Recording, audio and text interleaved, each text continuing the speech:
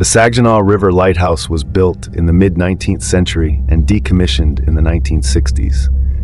But the buildings were still used by the U.S. Coast Guard as living quarters well into the 70s. During that time, several people claimed to hear ghostly footsteps inside the old lighthouse tower, even though nobody was present inside and all the doors were locked.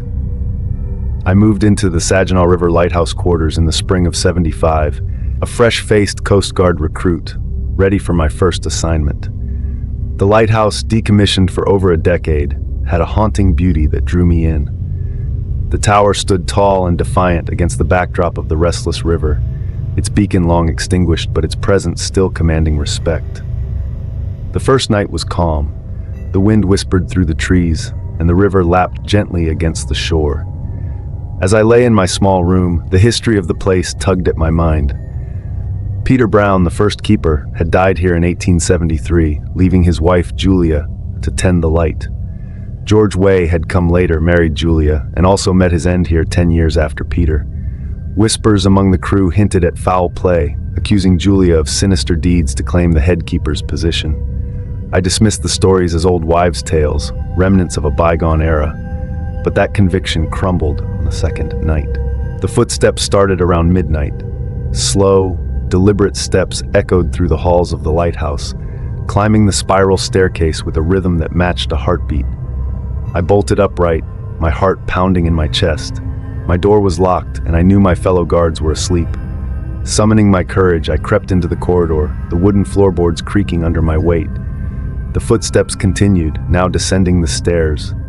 I called out, "Who's there?" But only silence responded.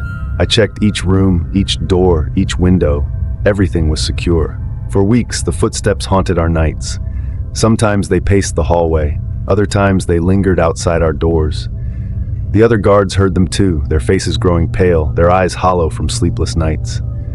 We stopped talking about it openly, the fear too real, too tangible.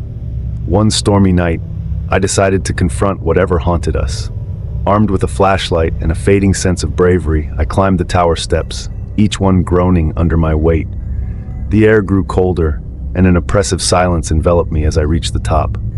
The old lens room was empty, its glass panes rattling in the wind. Suddenly, the temperature plummeted. My breath fogged in front of me, and the flashlight flickered.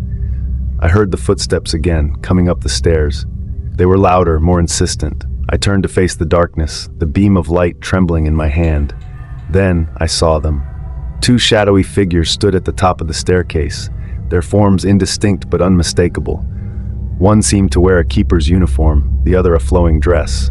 They moved towards me, their faces hidden in the shadows, but their presence undeniable.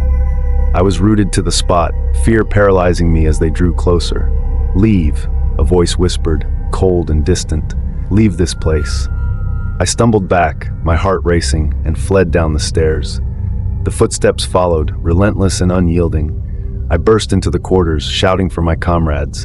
They awoke in a panic, and we all decided it was time to leave the lighthouse for good. We never returned. The footsteps continued, we were told, echoing through the empty halls, guarding the lighthouse as they had in life. The ghosts of Peter Brown and George Way, bound to the Saginaw River Lighthouse, never to leave their post.